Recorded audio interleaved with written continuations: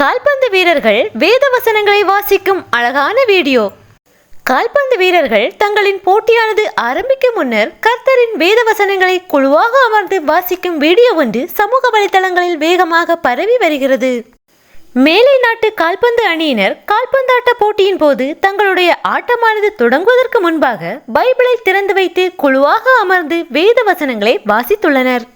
வீரர்களில் ஒருவர் பைபிளில் ஏசாயா 41 அதிகாரம் 10வது வசனத்தில் அடங்கியுள்ள கடவுள் கொடுத்த 5 வாக்குறுதிகளான நான் உன்னுடனே இருக்கிறேன், நான் உன்னுடைய கடவுள், நான் உனக்கு உதவுவேன், நான் உன்னை பலப்படுத்துவேன், என் நீதியுள்ள வலது கையால் உன்னை தாங்குவேன் என்ற வசனத்தை வாசிக்கவே மற்ற வீரர்கள் அதை அமைதலோடு கேட்டுக்கொண்டிருந்தனர்.